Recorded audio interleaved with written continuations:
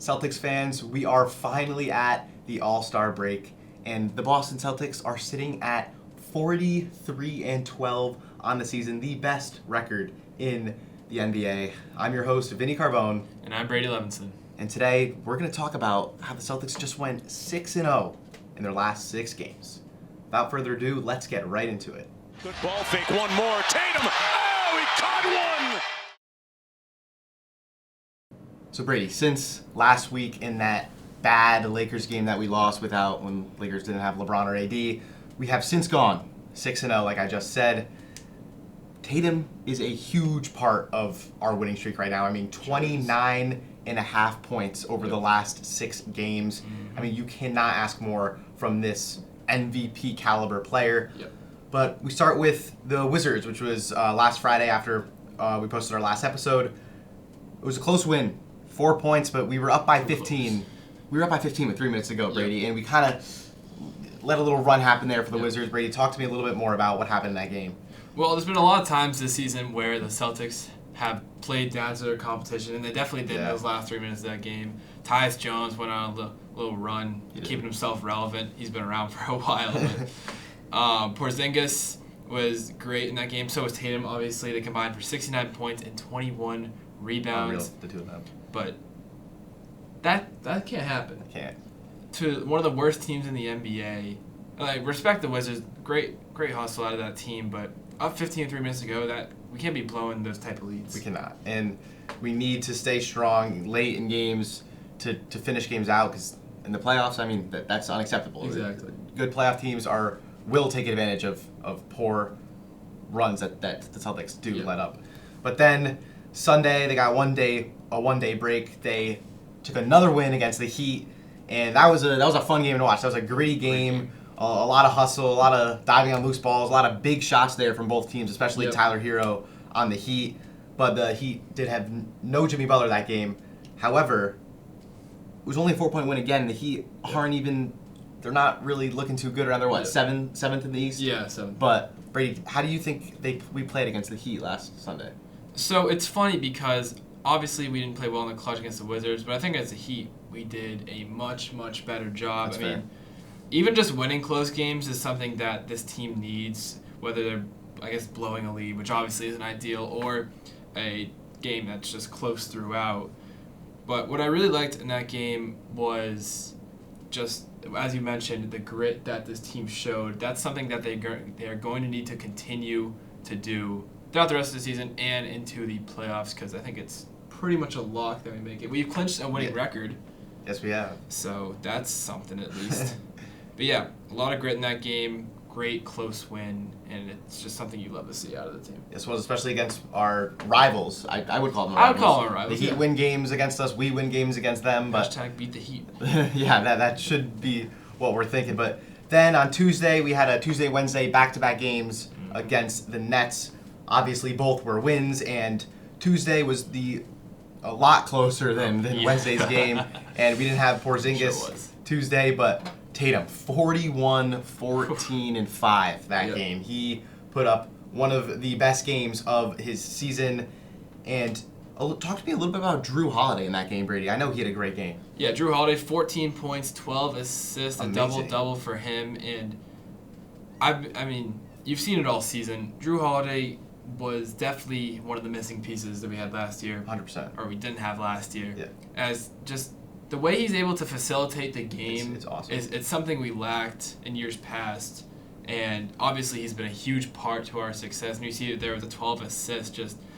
And he's probably the guy who scored the least amount of points of any of the 5 starters. Yeah, definitely. He definitely is. But his job is to just facilitate, dime out, and he's been doing that all season. It's just great to see him putting up numbers like that. Yeah, and his defense also is a huge part of his game. But then the next day, Wednesday, a 50-point win against the Nets after only winning to them by 8. Yeah. But we didn't have Horford or Brown that game, so the man himself, Peyton Pritchard, stepped up big in that game, led the team in minutes and points with 28 that game. So he led everyone on the team. Amazing. Brady, talk to me about a 50-point win over the Nets. Preseason P is back. Yes, he is. I mean, we saw his scoring potential all throughout the preseason. And obviously, he's not going to get a bunch of minutes, so it's hard to see that come to fruition in the season. Mm-hmm. However, when he's given the opportunity, it's just awesome. Like, the entire fan base loves Peyton Pritchard. We were happy that he was not traded this past summer. And the fact that he just goes out, has 28 points, even though it's in a blowout win, just to know that we have that kind of depth and talent coming off the bench, it's something that I think any team. He could be a starting point guard on another team in the NBA, 100%. I believe he really could on a lot of other teams in the NBA. But now, Brady, we only have the home stretch of the season left, and I mean, we're looking good. 43 wins. I mean, my magic number at the beginning of the season, I believe, was 60 wins, and that is looking extremely possible. And Brady, what was your magic number? I said 55. Magic number for them is 55 wins. Okay. We got there last year. I think 55 wins guarantees us a top 3 in the Eastern Conference. I mean, I know you want 60 wins. I know that's your goal, but That is. So 55 and 60, I mean, both pretty close, both extremely doable right now at this point in the season.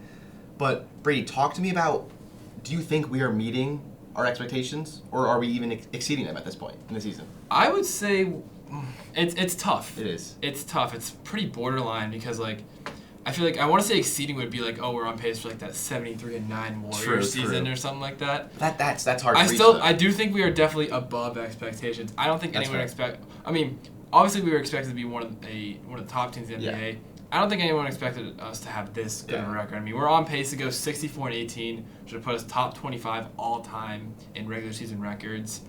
And just some of the numbers based on that record: 64% of those top 20, of the current top 25 teams won the NBA Finals. 16 out of 25. 18 out of 25 at least made the NBA Finals. I like those numbers. So if anything, our record says anything, it's that we have a good chance to go to the Finals if we keep it up, obviously. We also became the third team in NBA history to win multiple games by 50 points in a single season. That's crazy. So I think we are definitely 100% above expectations. Exceeding might be too strong of a word, I'd say, at this point. That's fair. I really like your take. And now, the All-Star break, we get to have a little bit of fun, especially after what happened in last year's All-Star game. I mean, what a great game. The two Celtics players really took over that game. I mean, Tatum had 50, 10, and 6 in that game. And then for Team LeBron, Jaylen Brown had 35, 14, and 5, which also led that team. And just a little bit of a throwback right here. We can see this awesome play between Brown and Tatum going ISO on one another. Brown with the step back and drills the 3 in Tatum's face.